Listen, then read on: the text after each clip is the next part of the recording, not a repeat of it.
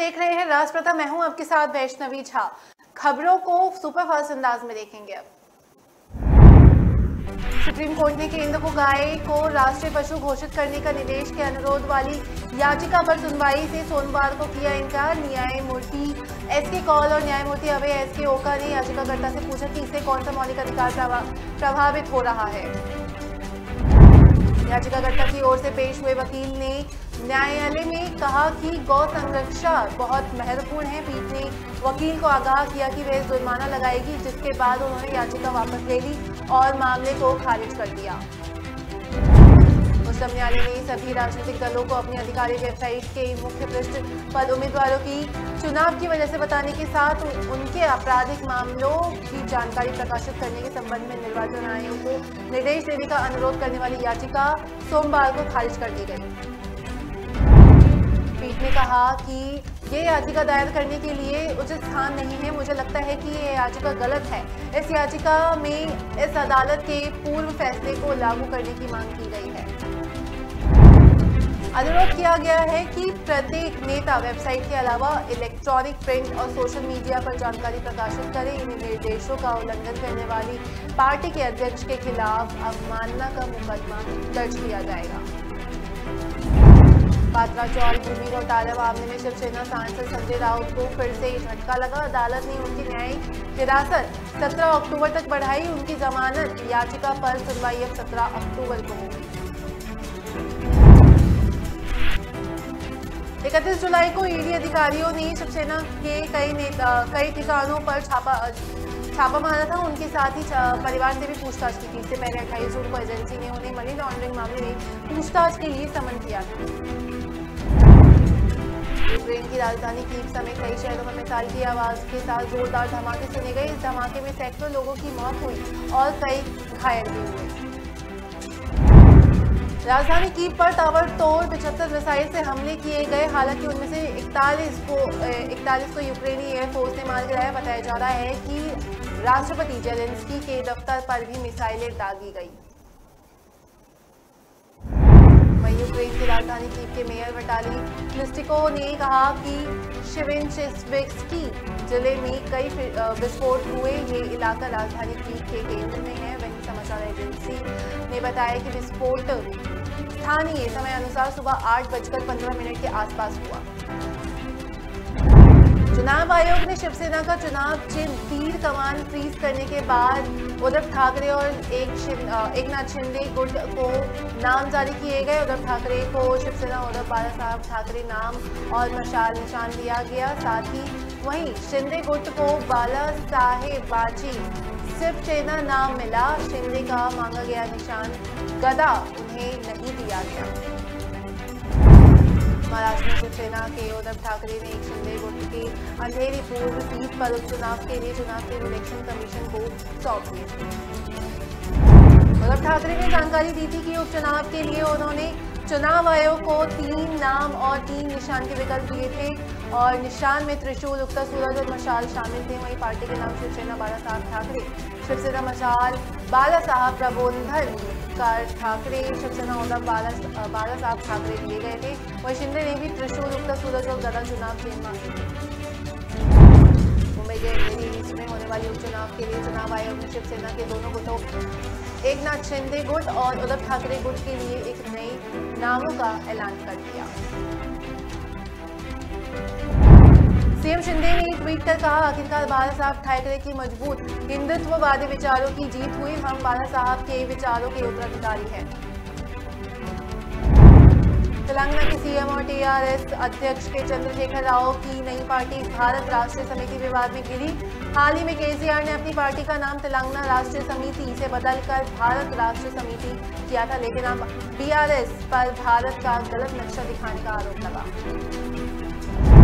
BJP सांसद ने लिखा, भारतीय संविधान के अनुच्छेद 1 में देश का क्षेत्र परिभाषित किया गया। पूरा जम्मू कश्मीर भारत का हिस्सा है। पीओके को भारत के नक्शे से हटाकर केसीआई की पार्टी पाकिस्तान का समर्थन कर रही है। सुप्रीम कोर्ट में तलाक के किनाया और तलाक के बैन को असंवैधानिक घोषित करने के लिए याचिका दायर हुई। इसे लेकर सुप्रीम कोर्ट ने अब केंद्र से जवाब मांगा। सुप्रीम कोर्ट ने 22 अगस्त 2017 को केवल 3 तलाक बोल कर शादी तोड़ने के असंवैधानिक बताया। तलाक के बिद्दत कही जाने वाली इस प्रक्रिया पर अधिकतर मुस्लिम उलेमाओं ने भी कहा था कि एक कुरान के मुताबिक नहीं है। कर्नाटक के रहने वाली डॉक्टर सईदा अमरीन की अक्टूबर 2022 में शादी हुई थी। कुछ महीने बाद उसके पति और ससुराल वाले दहेज के लिए उसे प्रताड़ित करने लगे थे, लेकिन जब सईदा के पिता ने दहेज देने से मना कर दिया तो उसके पति ने उसे तलाक किनाया यानी कि तलाक बैन दिया था। याचिकाकर्ता ने अपनी याचिका में कहा कि ऐसी प्रथाएं न केवल महिला की गरिमा के खिलाफ है बल्कि संविधान के अनुच्छेद 14, 15, 21 और 25 का भी उल्लंघन करती है। प्रदेश में हो रही अत्यधिक वर्षा से बाढ़ की स्थिति गंभीर हुई। प्रदेश के 17 जिलों के 144 गांव बाढ़ से प्रभावित हुए। बाढ़ के कारण इन जिलों के संख्या प्रभावित हुई। गोंडा में बिसोई नदी खतरे के निशान पर पार कर गई और गोंडा बलरामपुर मुख्य मार्ग पर आवाजाही रोक दी गई। अधिकारियों के मुताबिक गोंडा के कलगंजन और करवगंज तहसील में बाढ़ से 13,000 से ज्यादा लोग प्रभावित हुए। बलरामपुर जिले के शहरी इलाकों में बाढ़ का पानी घुस गया और कई शहरी इलाके में लोग एक जगह से दूसरी जगह जाने के लिए नाव का इस्तेमाल कर रहे। जिला प्रशासन ने राहत कार्यों के लिए राज्य मुख्यालय से राष्ट्रीय आपदा राहत बल की अतिरिक्त टीम मांगी।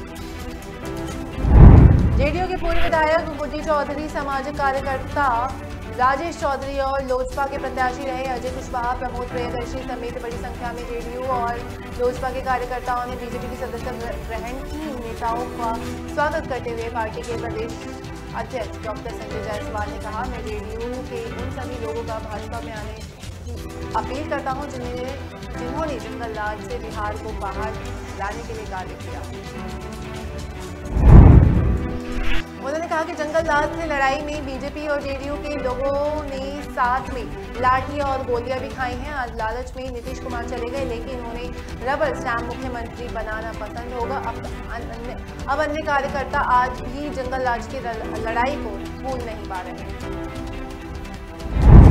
बिहार के पूर्व मुख्यमंत्री लालू प्रसाद यादव और राष्ट्रीय जनता दल के लगातार 12वीं बार निर्विरोध राष्ट्रीय अध्यक्ष चुने गए। हालांकि राष्ट्रीय अध्यक्ष पद के लिए उनके अलावा अन्य किसी ने नामांकन नहीं किया था। एक बार फिर राष्ट्रीय अध्यक्ष बनते ही लालू यादव भाजपा पर हमलावर हुए।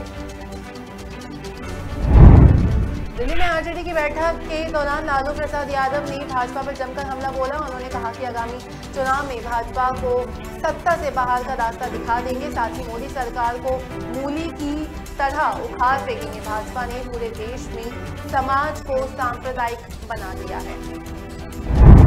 समाजवादी पार्टी के संरक्षण और उत्तर प्रदेश के पूर्व मुख्यमंत्री मुलायम सिंह यादव का सोमवार को निधन हो गया। मुलायम सिंह लंबे समय से बीमारी से चल रहे थे। गुरुग्राम मेदांता में अस्पताल में उनका इलाज चल रहा था।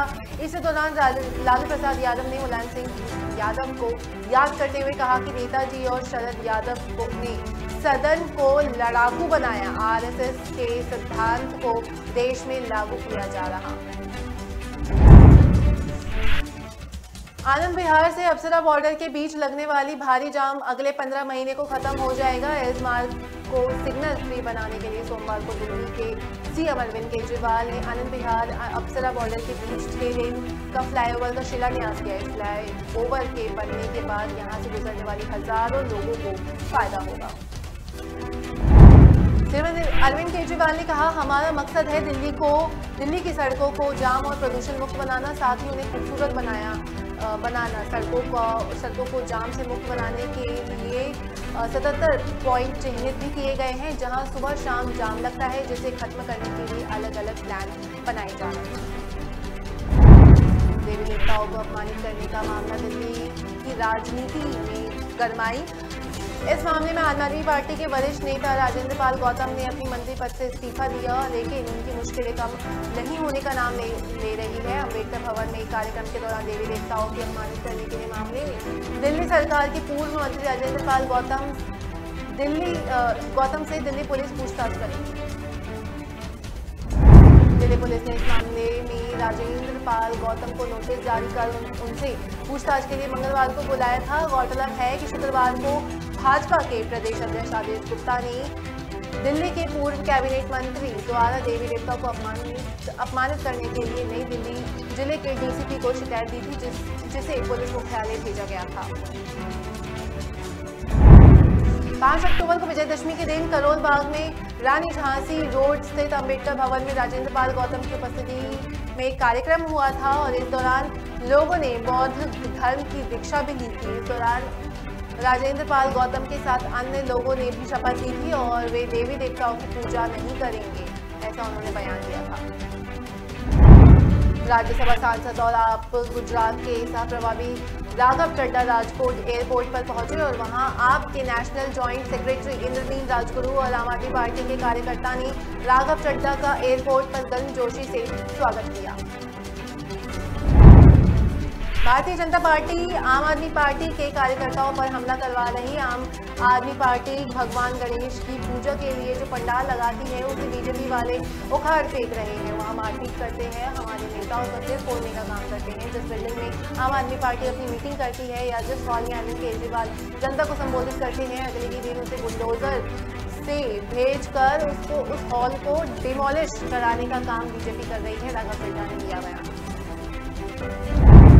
प्रधानमंत्री सौराष्ट्र की धरती पर है। आम आदमी पार्टी के कई नेताओं को नजर कैद कर लिया गया है। हमारे जामनगर नॉर्थ के कैंडिडेट के उनके घर में नजर कैद करके हाउस अरेस्ट कर लिया गया है, राघव चड्ढा ने बोला। ज्योतिर्लिंग महाकालेश्वर की नगरी उज्जैन में प्रधानमंत्री मोदी ने नवनिर्मित वैभवशाली श्री महाकाल लोक देश को अर्पित किया। इसमें भव्य प्रतिमाओं में वर्णित भगवान महादेव की गाथाओं को देखने के बाद प्रधानमंत्री ने लोगों को संबोधित किया।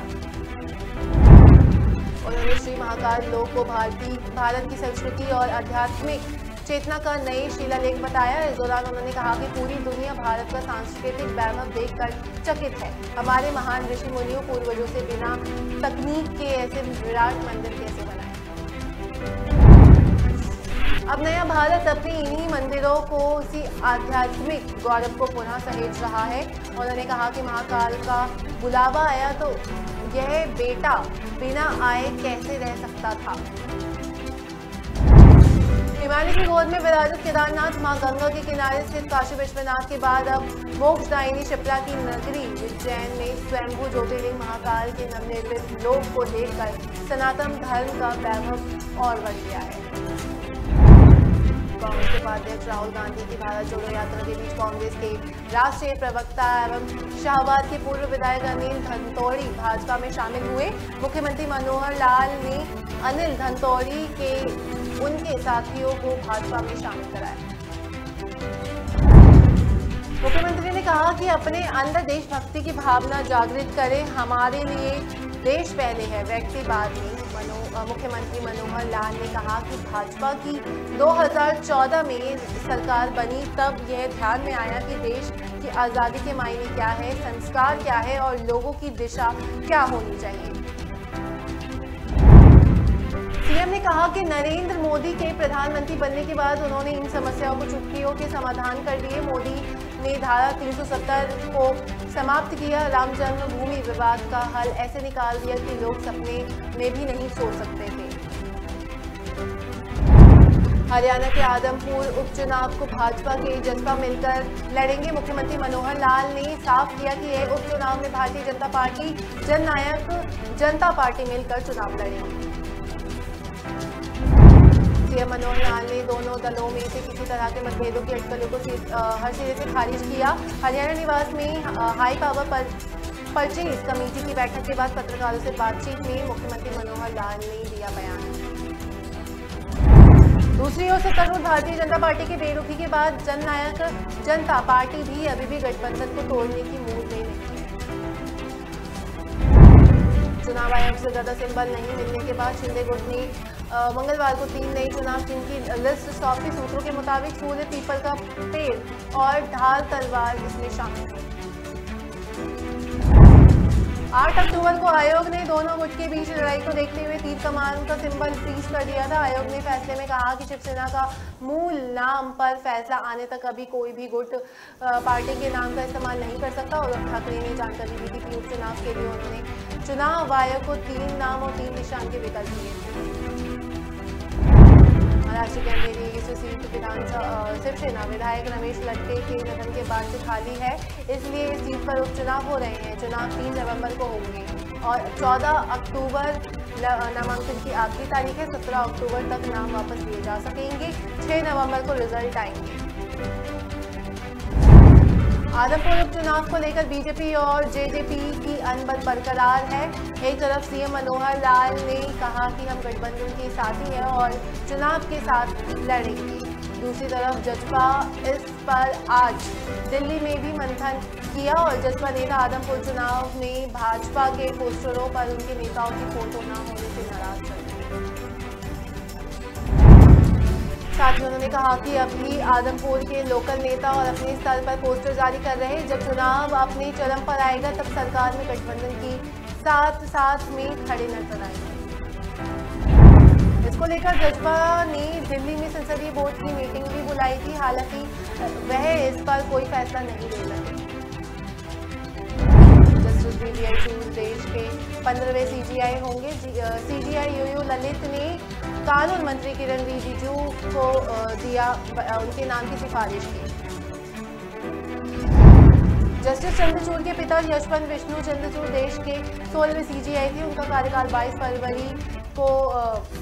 फरवरी 1978 से 11 जुलाई 1985 तक यानी करीब 7 साल तक रहा था। पिता के रिटायर होने के बाद 37 साल बाद उसी पद पर बैठेंगे।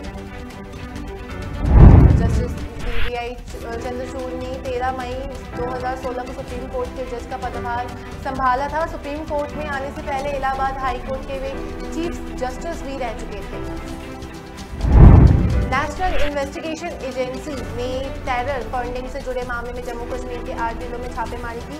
जांच एजेंसी ने राजौरी, पूंछ, जम्मू, श्रीनगर, पुलवामा, बड़गाम, शोपिया और बांदीपुरा जिलों में कई ठिकानों में तलाशी।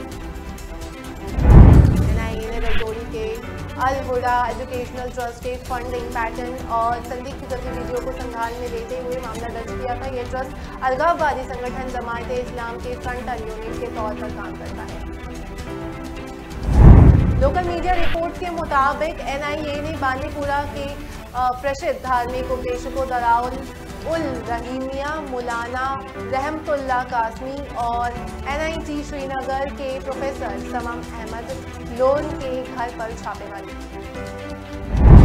सीतापुर में जिला प्रशासन के अफसरों की संवेदनहीनता का वीडियो सामने आया। इसमें नजर आ रहा है कि जिले की डीएम और एसपी की काफिला जहांगीराबाद चौराहे से निकल रहा था और इसी दौरान सामने से आ रहे एक ई रिक्शा आता है, लेकिन काफिले को देखकर बचने की कोशिश में पलट जाता है। लगातार हो रही बारिश से जहांगीराबाद इलाके की सड़कों पर पानी भर गया है। सड़कों में गड्ढा होने की वजह से जल भराव भी हुआ। सोमवार को डीएम अनिल सिंह और एसपी भोले सुशील चंद्रवान अपने काफिले के साथ बाढ़ प्रभावित इलाकों का दौरा करने के लिए निकले। वीडियो सामने आने के बाद डीएम ने सफाई देते हुए कहा कि उनकी गाड़ी निकलने के बाद ये हादसा हुआ। अगर उन्हें जानकारी मिलती तो वे जरूर रुकते। दिल्ली सरकार के पूर्व मंत्री राजेंद्र पाल गौतम को पुलिस ने पूछताछ के लिए समन भेजा। उन्हें दोपहर 2 बजे उपस्थित होने के लिए कहा गया। उन पर विजयदशमी के दिन दिल्ली में बौद्ध सम्मेलन में हिंदू देवी देवताओं को न मानने की शपथ दिलाने का आरोप। गौतम ने मंत्री पद से इस्तीफा दिया। गौतम ने सोमवार को कोई भी नोटिस न मिलने से इनकार किया। आज उन्हें पुलिस का समन भेजा था। केजरीवाल सरकार ने उनके पास सामाजिक न्याय और अधिकारिता, अनुसूचित जाति और जनजाति रजिस्टर ऑपरेटिव सोसाइटीज मंत्रालय की जिम्मेदारी दी गई थी। उन्होंने इस इस्तीफे पर प्रतिक्रिया देते हुए कहा कि बीजेपी के खिलाफ लड़ता रहूंगा। वे मेरे नाम पर केजरीवाल को टारगेट कर रहे थे। नेशनल इन्वेस्टिगेशन एजेंसी ने टेरर फंडिंग से जुड़े मामलों में जम्मू कश्मीर के 8 जिलों में छापेमारी की। एनआईए ने राजौरी के अल-हुदा एजुकेशन ट्रस्ट के फंडिंग पैटर्न और संदिग्ध गतिविधियों को संज्ञान में लेते हुए मामला दर्ज किया था। लोकल मीडिया रिपोर्ट के मुताबिक एनआईए ने बांदीपुरा के प्रसिद्ध धार्मिक उपदेशक दराउल उल रहीमिया मौलाना रहमतुल्लाह कासमी और एनआईटी श्रीनगर के प्रोफेसर समर अहमद लोन के घर पर छापेमारी की। सूत्रों के मुताबिक सुरक्षा एजेंसी को इनपुट मिला था कि अल हुदा एजुकेशनल ट्रस्ट को अब अरब देशों से हवाला के जरिए पैसे आ रहे हैं। लोकनायक जयप्रकाश नारायण की 120वीं जयंती के अवसर पर आयोजित राजकीय समारोह के क्रम में मुख्यमंत्री नीतीश कुमार ने लोकनायक की प्रतिमा का माल्यार्पण किया। लोकनायक जयप्रकाश नारायण की जयंती के अवसर पर पटना में राजकीय समारोह का आयोजन किया गया, जिसमें मुख्यमंत्री नीतीश कुमार ने उनकी प्रतिमा पर माल्यार्पण कर श्रद्धांजलि दी। इसके बाद मीडिया से बातचीत करते हुए उन्होंने कहा कि वे जेपी के सिद्धांत को मानते हैं। जेपी जयंती को लेकर अमित शाह के सिताब दियारा आने के सवाल पर उन्होंने कहा कि कोई आए जाए इससे उन्हें फर्क नहीं पड़ता। सीतामढ़ी जिले के सबसे बड़ी विधानसभा क्षेत्र रईसोदपुर में जेडीयू के विधायक रह चुकी गुडी चौधरी ने अब बीजेपी का दामन थामा और इस तरह उन्होंने पार्टी से अपने साथ हुए विश्वासघात का बदला भी लिया। गुडी चौधरी 4 बार विधानसभा चुनाव लड़ चुकी हैं। सोमवार को उन्होंने राजधानी पटना में बीजेपी के प्रदेश अध्यक्ष संजय जायसवाल, केंद्रीय मंत्री नित्यानंद राय, बिहार विधानसभा परिषद में विपक्ष के नेता सम्राट चौधरी समेत कई नेताओं की मौजूदगी में बीजेपी की सदस्यता ग्रहण की। गुडी चौधरी का कहना है कि उन्होंने अपने साथ हुए विश्वासघात के लिए पार्टी के साथ साथ मुख्यमंत्री नीतीश कुमार को सबक दिया। सितंबर 2015 में गुडी चौधरी ने विधानसभा का टिकट नहीं मिलने से पार्टी से इस्तीफा दिया। ज्योतिर्लिंग महाकालेश्वर की नगरी उज्जैन में कल शाम को प्रधानमंत्री नरेंद्र मोदी ने नवनिर्मित वैभवशाली श्री महाकाल लोक देश को अर्पित किया। उन्होंने श्री महाकाल लोक को भारत की सांस्कृतिक और आध्यात्मिक चेतना का नया शिलालेख बताया। अब नया भारत अपनी इन्हीं मंदिरों को उसी आध्यात्मिक गौरव को पुनः सहेज रहा है। उन्होंने कहा कि महाकाल का बुलावा आया तो यह बेटा बिना आए कैसे रह सकता था, मोदी ने किया बयान। हिमालय की गोद में विराजित केदारनाथ मां गंगा किनारे स्थित काशी विश्वनाथ के बाद अमुकसाई शिप्रा की नगरी के बाद स्वयंभू ज्योतिर्लिंग महाकाल के नवनिर्मित लोक को देखकर सनातन धर्म की वैभव की ओर बढ़ रहा। पीएम मोदी ने कहा कि शंकर के सानिध्य के साधारण कुछ भी नहीं, शंकर के सानिध्य के में साधारण कुछ भी नहीं है, सब कुछ अलौकिक है, असाधारण है, अविश्वसनीय है और अविश्वसनीय है। वाराणसी के ज्ञानव्यापी परिसर में मिले कथित शिवलिंग के कार्बन डेटिंग की सुनवाई टाली गई। जिला जज डॉक्टर अजय कृष्ण विश्वेश की कोर्ट ने 14 अक्टूबर को अगली सुनवाई की तारीख। वहीं कार्बन डेटिंग पर मुस्लिम पक्ष ने कोर्ट में अपना जवाब दाखिल किया। इसके अलावा वाराणसी के दूसरे कोर्ट में दूसरी सुनवाई ज्ञानव्यापी परिसर में मिले कथित शिवलिंग की पूजा पाठ की मांग के अधिकार से संबंधित है। श्रृंगार गौरी के नियमित दर्शन और अन्य विग्रह के संरक्षण के मामले में 16 मई को सर्वे के दौरान मिली कथित शिवलिंग के मुद्दों पर 4 वादी महिलाओं ने बिना क्षति पहुंचाए शिवलिंग की जांच की मांग की। इसके साथ कल माइकल लाइब्रेरी के तोड़फोड़ के दौरान मिले गणेश लक्ष्मी की मूर्ति को सुरक्षित और संरक्षित करने का आवेदन की भी सुनवाई की जाएगी। सिविल जज fast track court senior division Mahendra Kumar Pandey की अदालत में किरण सिंह की ओर से दाखिल अर्जी पर सुनवाई। मुख्यमंत्री पुष्प सिंह धामी की अध्यक्षता में प्रदेश मंत्रिमंडल की बैठक हुई। बैठक में राज्य कर्मचारियों को महंगाई भत्ते और दिवाली बोनस की सौगात दी। इसके अलावा स्वामित्व रोजगार में महिलाओं को सहस्वामी बनाने का भी प्रस्ताव कैबिनेट में आ सकता है। लंबे समय से छुट्टी पर चल रही शिक्षकों के बदले अस्थायी शिक्षकों की तैनाती का प्रस्ताव भी शिक्षा विभाग ने तैयार किया। इसके साथ ही विभाग ने आंगनबाड़ी कार्यकर्ता सेवा नियमावली में संशोधन और आंगनबाड़ी कार्यकर्ताओं को भी नंदा गौर देवी योजना को लाभ देने का प्रस्ताव भी तैयार किया। केदारनाथ धाम के कपाट बंद होने से पहले प्रधानमंत्री नरेंद्र मोदी यहाँ आ सकते हैं। उनके 23 अक्टूबर को यहाँ आने की संभावना जताई जा रही है। इस दौरान पीएम मोदी के बद्रीनाथ आने की भी संभावना। प्रधानमंत्री नरेंद्र मोदी केदारनाथ धाम से हमेशा से उनका विशेष लगाव रहा है। कई बार केदारनाथ धाम आ चुके हैं। यहाँ चल रहे पुनर्निर्माण कार्यों की मॉनिटरिंग खुद पीएम भी कर रहे हैं। प्रधानमंत्री मोदी दीपावली से पहले बद्रीनाथ धाम के दौरे पर पहुंच सकते हैं। इसको लेकर चमोली जिला प्रशासन तैयारियों में जुटा। पश्चिम बंगाल शिक्षक भर्ती घोटाले में टीएमसी विधायक माणिक भट्टाचार्य को गिरफ्तार करने के बाद ईडी ने बैंकशाला कोर्ट में पेश किया। कोर्ट में पेशी के दौरान बीजेपी कार्यकर्ताओं ने माणिक को चप्पलें दिखाई।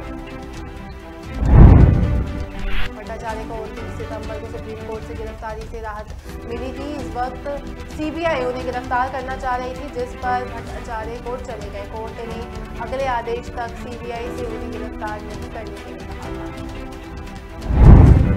सीबीआई की ओर से शिक्षक भर्ती घोटाले में मनी लॉन्ड्रिंग का केस करने के बाद 22 जुलाई को ईडी ने पार्थ अर्पिता के साथ भट्टाचार्य के घर पर रेड मारी थी। हरिद्वार त्रिस्तरीय पंचायत चुनाव में पहली बार बीजेपी का डंका बजा। जिला पंचायत के अध्यक्ष उपाध्यक्ष पद पर और ब्लॉक प्रमुख के 6 में से 5 पदों पर बीजेपी प्रत्याशियों ने चुनाव सियासी जानकारों के मुताबिक बीजेपी के हरिद्वार की त्रिस्तरीय पंचायत चुनाव की जीत के खास मायने हैं। 2024 के लोकसभा चुनाव की तैयारियां कर रही पार्टी ने पंचायत चुनाव को बेहद गंभीरता से लिया। 2022 के विधानसभा चुनाव में बीजेपी को सबसे बड़ा झटका हरिद्वार के जिले में ही लगा था। वह जहां पर 11 सीटों में से 8 सीटें हार गई थी। हार का हिसाब बराबर करने के लिए पंचायत चुनाव उसके पास एक अवसर था, जिसे वह बुनाने में कायम थे। हरिद्वार के लिए सांसद डॉक्टर रमेश पोखरियाल ने कैबिनेट मंत्री स्वामी अतीरानंद ने इन चुनावों को प्रतिष्ठा प्रश्न बना दिया था। बीएसएफ और असम पुलिस ने मंगलवार को संयुक्त अभियान के दौरान एक ट्रक में 47 करोड़ रुपए से अधिक की हेरोइन जब्त की। पुलिस ने आरोपी और ट्रक चालक को गिरफ्तार किया। जानकारी के मुताबिक अधिकारियों को सूचना मिली थी कि मिजोरम के करीमगंज होते हुए त्रिपुरा जा रहे ट्रक में करोड़ों रुपए की हेरोइन ले जा रही थी। असम के सीएम शर्मा ने बताया कि पिछले एक साल में 655 करोड़ रुपए की जब्ती की गई है। उन्होंने बताया कि सत्ता में आने के बाद राज्य भर में प्रतिबंधित पदार्थों को जब्त करने के लिए लगातार अभियान चलाया जा रहा।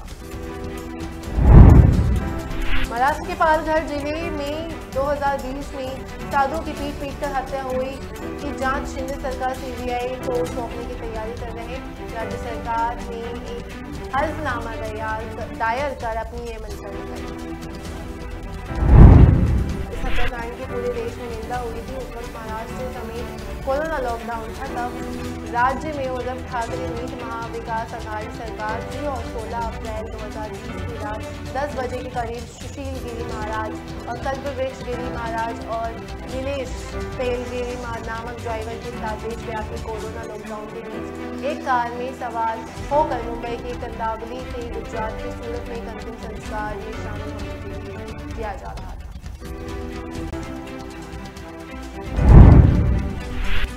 ग्रामीणों को भीड़ ने इन साधुओं की कार से रोका था और उन्हें चोर समझकर पीटकर मार डाला था। जहां मामले की जांच शुरुआत में पालघर पुलिस ने जांच की थी और बाद में इसे राज्य में सीआईडी अपराध शाखा को स्थानांतरित कर दिया था। डेरा सच्चा सौदा प्रमुख राम रहीम एक बार फिर जेल से पैरोल पर बाहर आए। इस वक्त डेरा मुखी राम रहीम हरियाणा के रोहतक जिले के सुनारिया जेल में बंद है। वह 7वीं यौन शोषण पत्रकार छत्रपति और रंजीत सिंह हत्याकांड में सजा काट रहा। साल 2021 में 3 बार और 2022 में 2 बार राम रहीम जेल से बाहर आ चुका है। फरवरी 2022 में डेरा मुखी ने 21 दिन की फरलो भी ली थी और इसके बाद जून में 1 महीने की पैरोल पर जेल से बाहर आया था।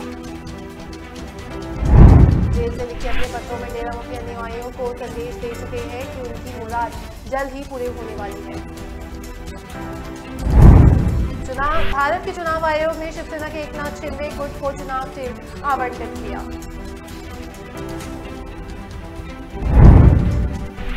इससे पहले नाम के सिंबल को इस लड़ाई में चुनाव आयोग ने हाल ही में होने वाले उपचुनाव की बाबत उद्धव ठाकरे को नया नाम और पार्टी सिंबल दिया।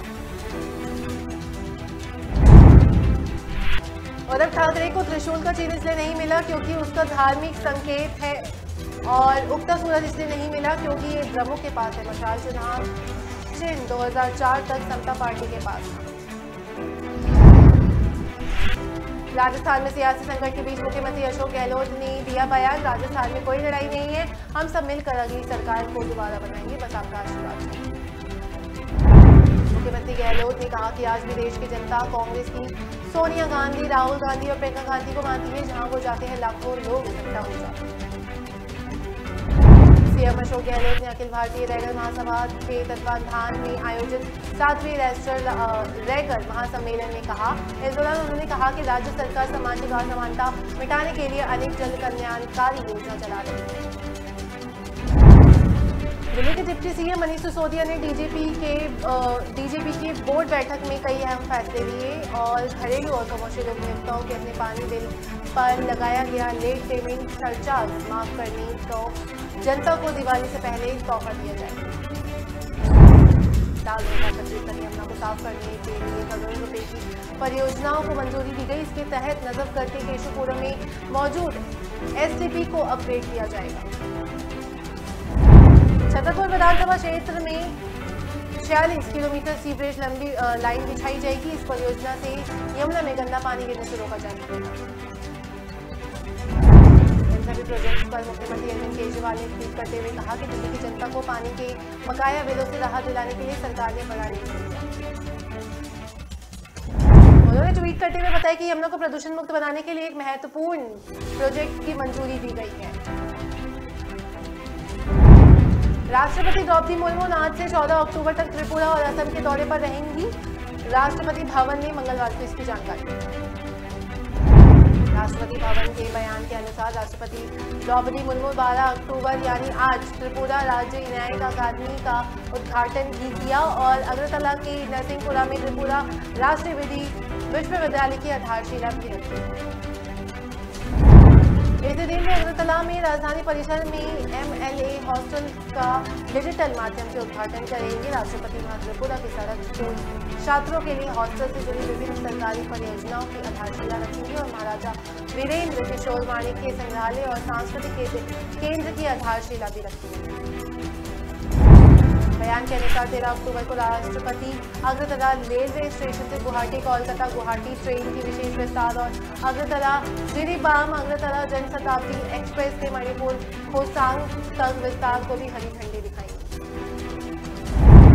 राष्ट्रपति द्रौपदी मुर्मू 13 अक्टूबर को ही IIT गुवाहाटी में केंद्रीय इलेक्ट्रॉनिक और सूचना प्रौद्योगिकी मंत्रालय और स्वास्थ्य एवं परिवार कल्याण मंत्रालय समेत असम सरकार की विभिन्न परियोजनाओं का उद्घाटन करेंगे, साथ ही आधारशिला भी रखेंगे। राष्ट्रपति मुर्मू 14 अक्टूबर को असम सरकार, केंद्रीय सड़क परिवहन और राजमार्ग मंत्रालय और पेट्रोलियम और प्राकृतिक गैस मंत्रालय से जुड़ी विभिन्न परियोजनाओं को डिजिटल माध्यम से उद्घाटन करेंगे, साथ ही आधारशिला भी रखेंगे। इस दौरान उन्होंने जब वो पंजाब दौरे पर थी तो इस दौरान कॉलेज की पूर्व छात्रा कल्पना चावला भारती की मूल पहली महिला अंतरिक्ष बनी। उन्होंने बयान दिया था और कहा कि बेटियां हर क्षेत्र में अपना परचम लहरा रही हैं। अलगाववादी संगठनों पर भारत के खिलाफ साजिश के आरोप लगते रहे हैं और इससे जुड़े तमाम संगठनों को भारत सरकार ने बैन किया और अब सरकार की कोशिशें है कि ऐसे संगठनों के बड़े सरगनाओं को हिरासत में लिया जाए, जिसे लेकर लंबे समय से विवाद चलता आ रहा है। इंटरपोल ने पन्नू के खिलाफ रेड कॉर्नर नोटिस जारी करने से इनकार कर दिया था। अलगाववादी संगठन सिक्स फॉर जस्टिस के फाउंडर और इसके लीगल एडवाइजर गुरपतवंत सिंह पन्नू के खिलाफ भारत सरकार लगातार रेड कॉर्नर नोटिस जारी करने का मांग कर रही है। भारतीय एजेंसियों ने दूसरी बार इंटरपोल से अपील की थी, जिसे खारिज कर दिया गया था। इंडियन एक्सप्रेस के रिपोर्ट के मुताबिक इंटरपोल ने बताया कि भारतीय एजेंसियां पन्नू के खिलाफ पर्याप्त सबूत देने में नाकाम रही, जिसकी वजह से ये अपील को खारिज कर दिया। इतना ही भारत ने जिस UAPA के तहत पन्नू के खिलाफ नोटिस जारी की मांग की थी, इंटरपोल ने उस पर भी सवाल खड़े कर दिए। पूजा स्थल कानून 1991 को लेकर विवाद पर आज सुप्रीम कोर्ट में सुनवाई हुई। सर्वोच्च न्यायालय में पूजा स्थल कानून के कुछ प्रावधानों को चुनौती देने वाली 6 याचिकाओं पर सुनवाई हुई। 9 सितंबर को सुप्रीम कोर्ट ने केंद्र सरकार को नोटिस जारी करते हुए 2 हफ्तों में जवाब दाखिल करने के लिए कहा था। शीर्ष अदालत ने कहा था कि सुनवाई के बीच वाराणसी और मथुरा की कार्यवाही पर रोक लगी। जस्टिस सीबीआई चंद्रचूड़ और जस्टिस अनिरुद्ध बोस की पीठ मामले पर सुनवाई कर रही। पूजा स्थल कानून 1991 की कुछ प्रावधानों को चुनौती देने वाली ये याचिका है। सेना के रिटायर्ड अधिकारी अनिल काबरो, वकील चंद्रशेखर, देवकी नंदन ठाकुर, स्वामी जितेंद्र आनंद सरस्वती, रुद्र विक्रम सिंह और बीजेपी के पूर्व सांसद चिंतामणि मालवीय ने दाखिल की। याचिकाकर्ता अनिल काबरो ने पूजा स्थल कानून 1991 की धारा 2 और 3, 4 की संवैधानिक को चुनौती दी। उनका कहना है कि इन धाराओं से धर्मनिरपेक्षता के सिद्धांत का उल्लंघन होता है। सुप्रीम कोर्ट ने 12 मार्च 2021 को भी केंद्र को नोटिस जारी कर मामले के स्पष्टीकरण मांगा था, लेकिन लगभग 1.5 साल की अवधि में भी सरकार की ओर से अदालत में जवाब दाखिल नहीं किया जा सका। पूजा स्थल कानून 1991 की मुताबिक 15 अगस्त 1947 में वैसे ही रखा गया, लेकिन अयोध्या के राम मंदिर मामले को इससे अलग रखा गया था। अयोध्या का मामला आज़ादी से पहले से अदालत में चल रहा था, इसलिए इसमें छूट दी गई। प्रवर्तन निदेशालय कल छत्तीसगढ़ में बड़ी कार्रवाई की। ईडी की कार्रवाई से सूबे की सियासत गरमाई। छापेमारी को लेकर कांग्रेस ने सवाल उठाया। प्रवर्तन निदेशालय की अलग अलग टीमों ने एक साथ कई जगहों पर छापेमारी की। जांच एजेंसियों के निशाने पर थे आईएएस, सीए समेत कई बड़े अधिकारी जो छत्तीसगढ़ के मुख्यमंत्री भूपेश बघेल के साथ बताए जा रहे हैं। ईडी ने जिन बड़े अधिकारियों का शिकंजा कसा, उसमें रायगढ़ के कलेक्टर रानू साहू, खनन विभाग के निदेशक आईएएस अधिकारी जेपी मौर्य, रायपुर में सीएचआईपीएस के अधिकारी समीर बिश्नोई और कांग्रेस के नेता सूर्यकांत तिवारी समेत कई बड़े नेता का नाम शामिल है। छापेमारी के लिए ईडी की टीम ओडिशा और पश्चिम बंगाल की गाड़ी में पहुंची थी। सूत्रों के मुताबिक छापेमारी में 4 करोड़ रुपए नकदी, करोड़ों की ज्वेलरी और कई अहम दस्तावेज भी जब्त किए। ईडी की कार्रवाई के बाद कांग्रेस और बीजेपी आमने सामने आई, जहां एक तरफ छत्तीसगढ़ के सीएम भूपेश बघेल ने पूरी कार्रवाई को चुनाव से जोड़ दिया, वहीं बीजेपी ने भी पलटवार करते हुए बघेल को सोनिया गांधी का एटीएम करार दिया। सीएम भूपेश बघेल का कहना है कि भारतीय जनता पार्टी सीधे चुनाव नहीं लड़ पा रही है, इसे ईवीआईटी के माध्यम से लड़ने की कोशिश कर रही है। मैं पहले ही कह चुका हूं कि ये फिर आएंगे और ये आखिरी है। वहीं छत्तीसगढ़ के पूर्व सीएम रमन सिंह ने कहा कि मैंने पहले भी कहा था कि कई साल से बोल रहा हूं, भूपेश बघेल सोनिया गांधी के एटीएम है, ये बात मैं दोबारा कह रहा हूं।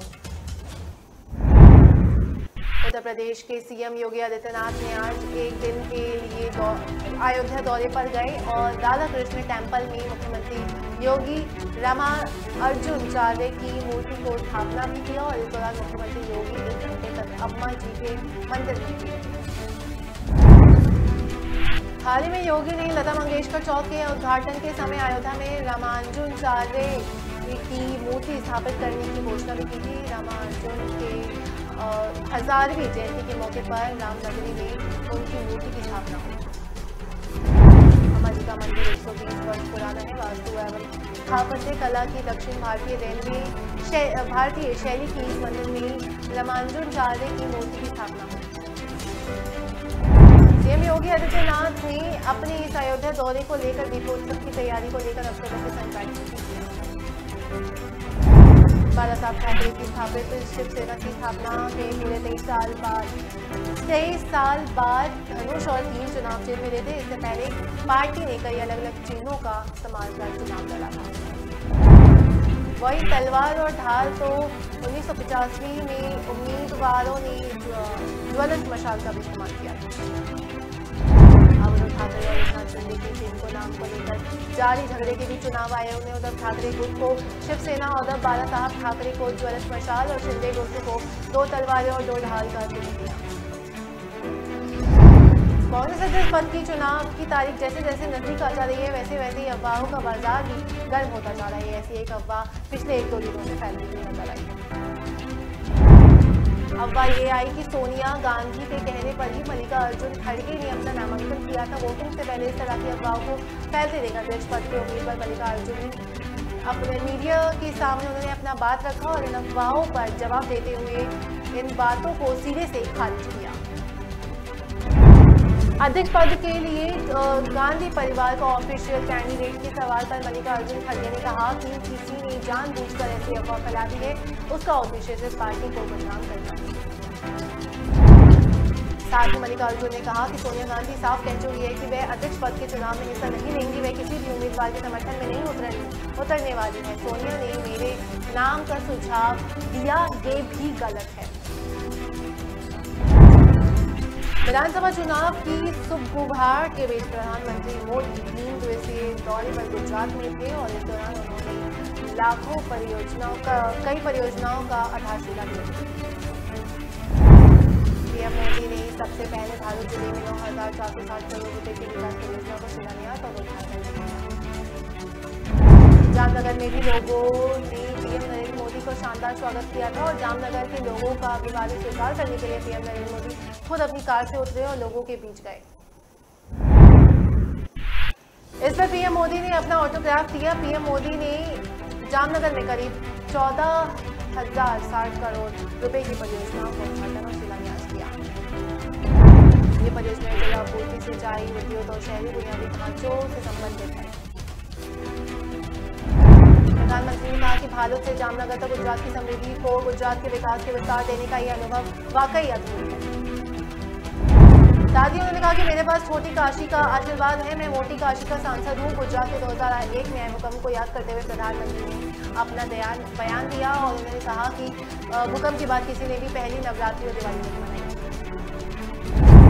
कांग्रेस के अध्यक्ष पद का चुनाव लड़ रहे मल्लिकार्जुन ने जोर दिया कि वे चुनाव जीतते हैं तो पार्टी के 50% पदों पर 50 वर्ष से कम उम्र के लोगों को नियुक्ति संबंधी उदय पहल घोषणा की प्रस्ताव को लागू करेंगे। कांग्रेस अध्यक्ष पद के लिए हो रहे चुनाव में खड़गे के अलावा तिरुवनंतपुरम के सांसद शशि थरूर भी उम्मीदवार। मल्लिकार्जुन खड़गे ने पश्चिम बंगाल प्रदेश कांग्रेस कमेटी के प्रतिनिधियों के साथ बैठक करने के बाद पत्रकारों से कहा कि अगर मुझे मौका मिला तो मैं उन सभी बातों को पूरी तरह से लागू करूंगा जो नए पूर्व घोषणा में प्रस्तावित है। साथ ही उन्होंने कहा कि 50% सीट 50 साल से कम उम्र के लोगों को दी जाएंगी। महिलाओं, SC, ST और OBC लोगों को और भी यह भी सुनिश्चित करूंगा कि कोई भी व्यक्ति किसी भी पद पर 5 साल से अधिक समय तक नहीं रहे।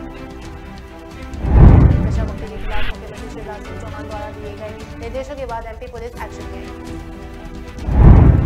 मुख्यमंत्री शिवराज सिंह चौहान ने नशे के अवैध व्यापार पर की गई प्रभावी कार्रवाई के लिए पुलिस प्रशासन की सराहना की। साथ ही कहा कि नशे के कारोबारी और माफियाओं को किसी भी स्थिति में छोड़ा नहीं जाएगा।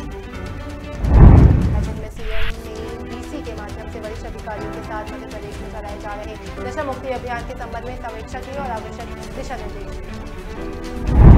मांझी में बीजेपी के 3 दिवसीय प्रशिक्षण शिविर में समापन दिवस पर मुख्यमंत्री शिवराज सिंह चौहान ने आगामी विधानसभा चुनाव को देखते हुए कांग्रेस पर निशाना साधा।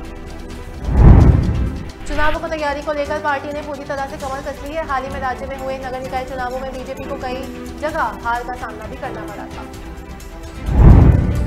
शिवराज ने कहा कि हम राजनीतिक दल के कार्यकर्ता, इसलिए हम सभी को ये स्पष्ट रूप से जानकारी होना चाहिए कि कांग्रेस के समय मध्य प्रदेश और आज के समय जो कि बीजेपी के समय में मध्य प्रदेश कितना भिन्न है। जब राज्य 2003 में हमारी सरकार बनी थी तब हमारे पास कई विषम परिस्थितियां थी।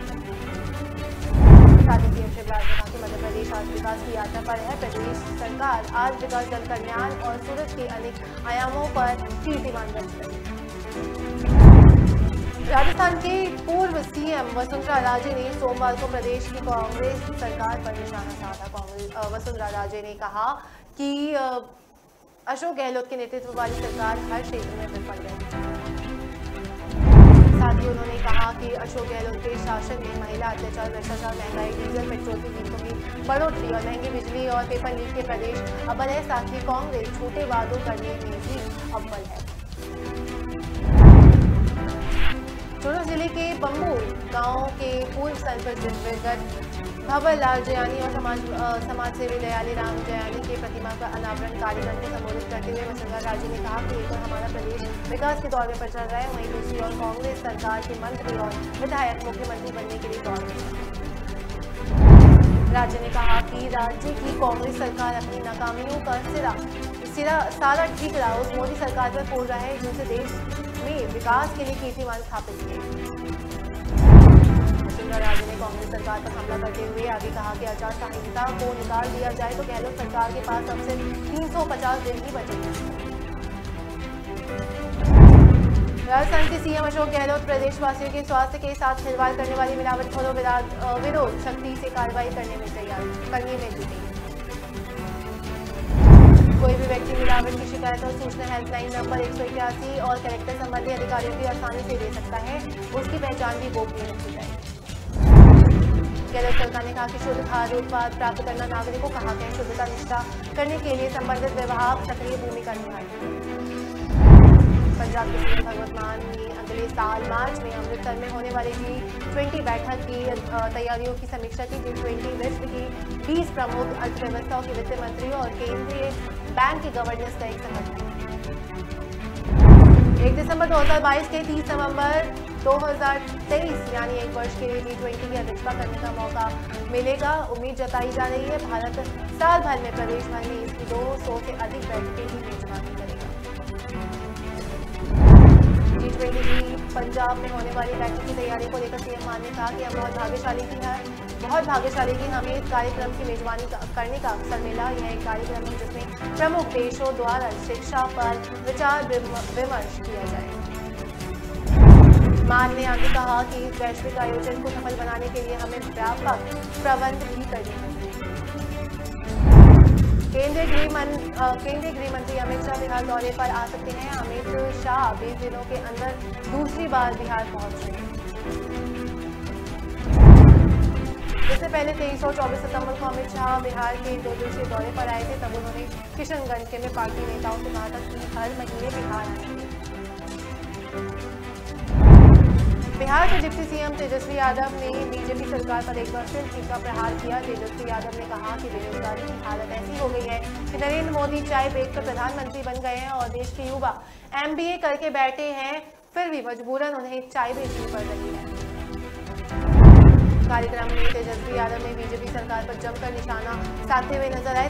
तेजस्वी यादव ने कहा कि देश के युवाओं की हालत खराब है।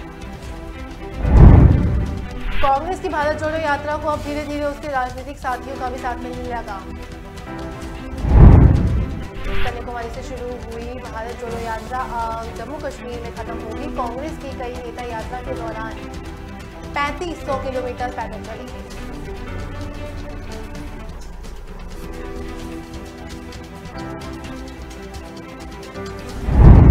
अपनी एक तस्वीर साझा करते हुए राहुल गांधी ने कहा कि युवा कह रहे हैं कि हमारे प्यारे भारत में नफरत फैलाने के लिए कोई जगह नहीं है। कुछ साल पहले देश में ऐसा माहौल नहीं था जैसे कि आज है। युवा हमारे देश का भविष्य है, वे नफरत नहीं चाहते हैं। भारत जोड़ो यात्रा के 25वें दिन कांग्रेस नेता राहुल गांधी ने कहा कि कुछ राजनीतिक दल युवाओं को गुमराह कर देश में नफरत फैलाने की कोशिश कर रहे हैं।